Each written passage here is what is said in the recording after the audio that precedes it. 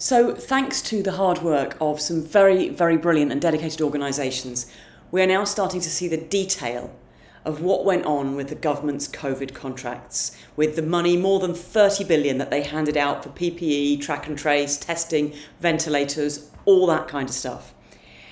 And don't be distracted by the stories about the wrong sort of loops for masks and all this kind of thing, because I think we would all understand entirely if in the mad scramble to try and save lives, a number of mistakes were made and not the best thing was bought. Some companies weren't checked out as thoroughly as they should have been. That would be understandable. In fact, it would even be a sign of compassion. That is not what we are finding out. What we found out is this: the government had a two-track procurement system. They had an advertisement on their website that said anybody could apply to supply the things that they needed. And there was a system there that any organisation, yours, mine, whatever, could apply to. And then there was a separate VIP track. And only organisations who were contacts of senior Tories were able to apply through the VIP track. They were given a secret email address by their senior Tory contacts.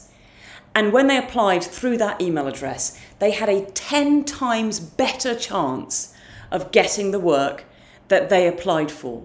And the justification that's been given is that organisations recommended by senior Conservative Party dignitaries were more credible. Right? As though the way that you check an organisation's credibility isn't to look through its financial history or to check what previous work it's done, who it's worked with. It isn't to look at the feedback that it's had from users and from reviewers within the industry. It isn't to look at the connections it has with other organisations, whether it's previously worked with the government, with the NHS, with overseas governments, with overseas health services or private health services. None of those things were deemed the measure of credibility. The measure of credibility was whether or not you are friends with a senior Tory. And honestly, that should be a measure of non-credibility, incredibility.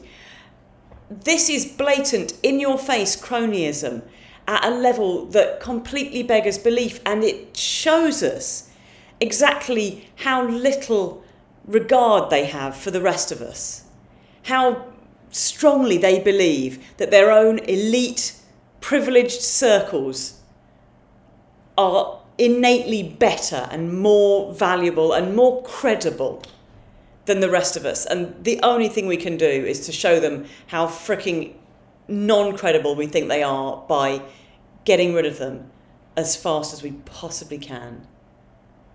Because we deserve better than this treatment, especially when this treatment then led to thousands and thousands of deaths.